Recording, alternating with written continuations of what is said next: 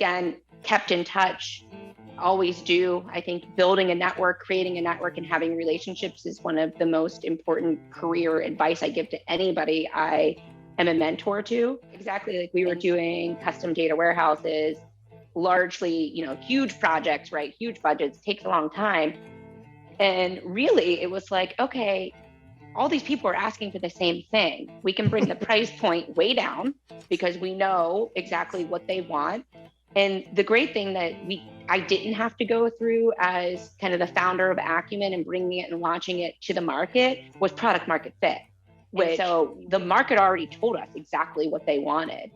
And so it was really just pulling that together and bringing that back to the market as a product. And we didn't have to go through that period where it can be really difficult for founders and entrepreneurs for some period of time to figure that out. So then it was available and affordable to a lot more associations. Because our mission is truly to change the way the association industry does business.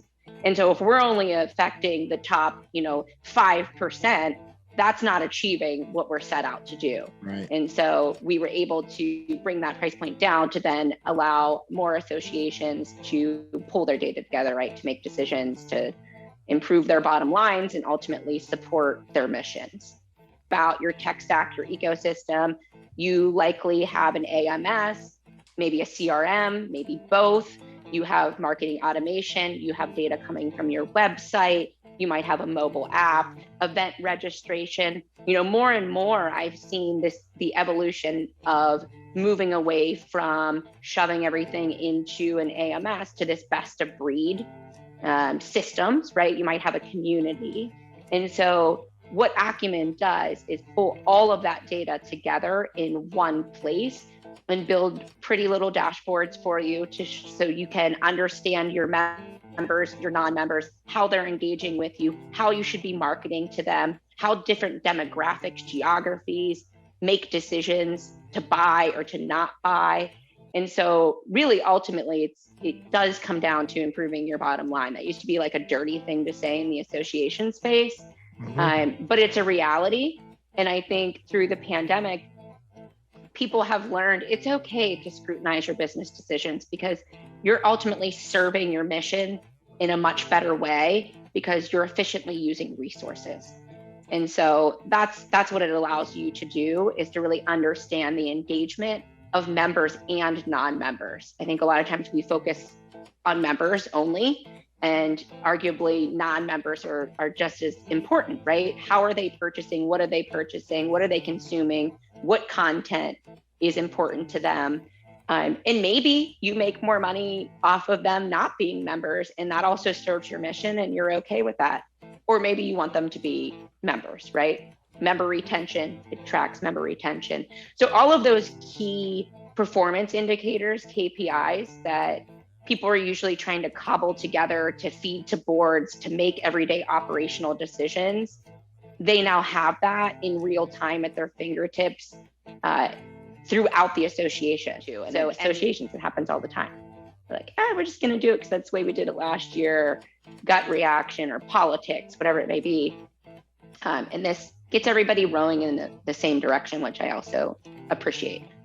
Preaching to the market and the importance and why it's important and really educating the market. And that's still something we value extremely. Like when I think about like HubSpot, right? They taught everybody what marketing automation is, and they went education first, and that's what it was really about. And we still lead a lot of times with education because that ultimately serves our mission, right? But I think I always like to flip the script almost on anything. And I think of myself as a person working at an association, and I am the, membership director. And what would I want, right?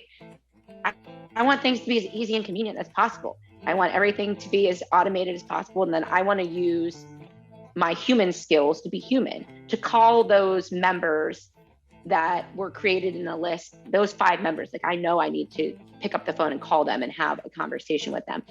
Now I have time to do that because be okay defining your path. Like nobody, might come to you, maybe they will in your career, I don't know, and tap you on the shoulder and ask you for something.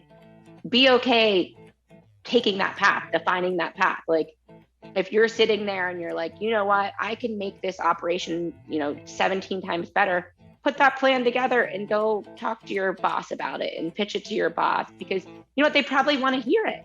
They probably want your ideas. And if not, maybe they're not a great career boss for you, right? And I think sometimes people don't always do that. They sit back and they work within the structure they're given. And I have never been that person. And so if that's interesting to you, have the courage to do it. Just have it make sense, right? Use data, come up with a business plan, pitch people the value and benefits to them.